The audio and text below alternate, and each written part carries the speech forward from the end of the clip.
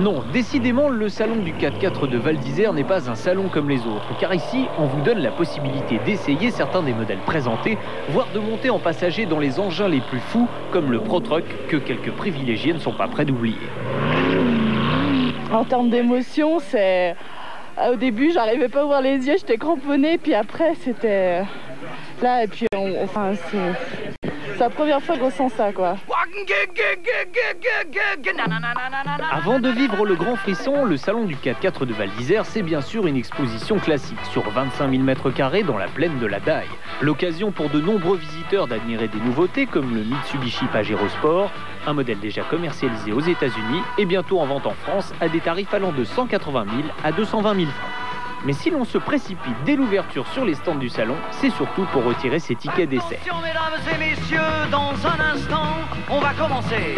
Installez-vous dans votre fauteuil bien gentiment. Succès oblige, il n'y a hélas pas de place pour tout le monde. Mais les heureux élus ont dans certains cas la chance de côtoyer des stars comme Jean-Pierre Fontenay, vainqueur du dernier rallye Paris-Dakar. Vous avez conscience qu'il a déjà fait des tonneaux en course quand même hein. Oui, mais je suis bien assurée. Ça lui arrive assez souvent en plus. Merci.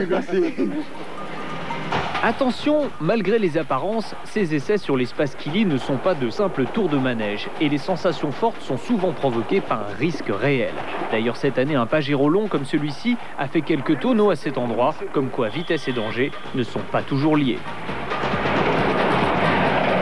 Là, le but, c'est d'aller le plus doucement possible. C'est ça la grosse différence. Ouais. Mais bon, c'est sympa. Je trouve ça sympa parce que ça permet de rencontrer plein de gens et de faire partager une passion en fait qui est différente, quoi. Il nous a fait ces trucs, c'était quand même... Vous étiez déjà monté dans une voiture tout terrain comme ça? À tout terrain, oui, mais pas comme ça. Hein. Tu veux pas.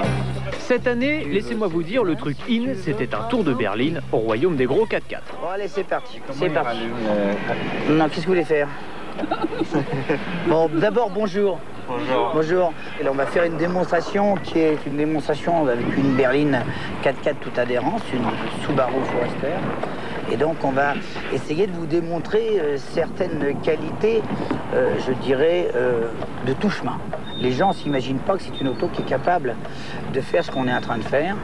Bon, ça, faut pas le faire, ça. Hein. C'est pas fait pour ça. Alors, surtout ce genre de truc, là. Puis bon, voilà.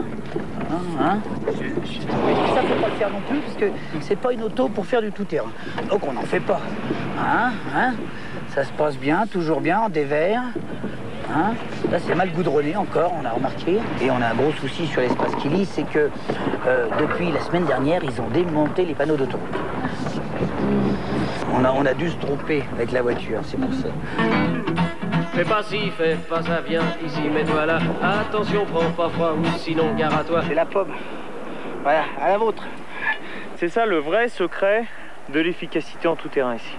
C'est la pomme. Oui, mais ça non plus, faut pas le faire.